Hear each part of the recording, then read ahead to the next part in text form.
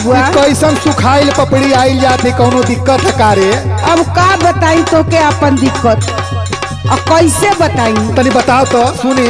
सुनबो? हाँ अल्लाह सुना। बताओ। पिए जब शराब सिगरेट सैया भूख भूख, पिए जब शराब सिगरेट सैया भूख भूख, आ गहिया तो मशीन साला करे हमर भूख भूख।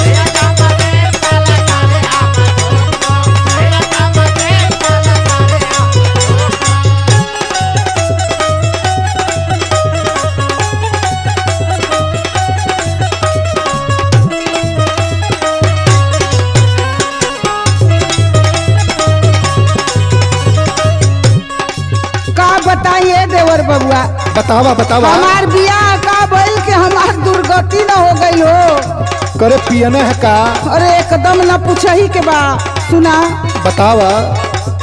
नसवा में बूत गई मंगी एक परवा, करे करी मोहे होई अपने ऊपरवा। अच्छा समझ गईला ना? हाँ भौजी हाँ, बड़ा तकलीफ तो के होत बा। नसवा में बूत गई मंगिया के परवा, करे करी मोहे होई अपने ऊपरवा। लसर फसर कोई देला ढोलिया पे थूक थूक, लसर फसर कोई देला ढोलिया पे थूक थूक, देह का मशीन साला करे हमार धूक धूक।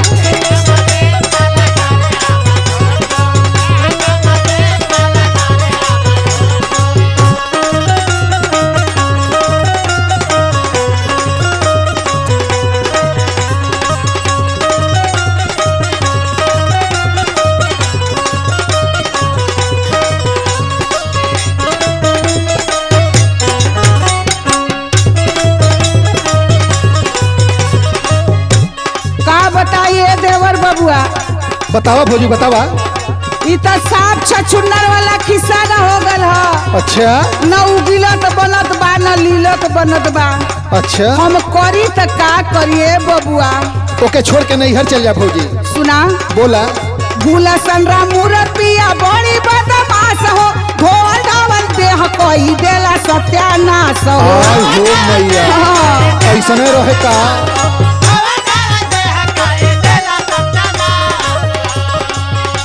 अगुला संरा मुरतिया बड़ी बदमाश हो, ढोल ढावल देह कोई देला सत्यानाश हो। और सुना चमत्कार है का भौजी? सुना कभी लगातार करे कभी जबरू करू,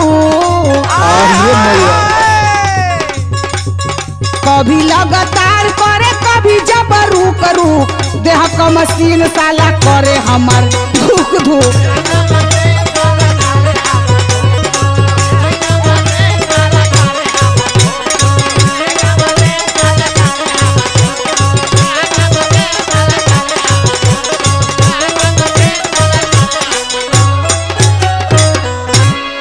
हम तो यह कबे भौजी के छोड़ के नैहर चल जा।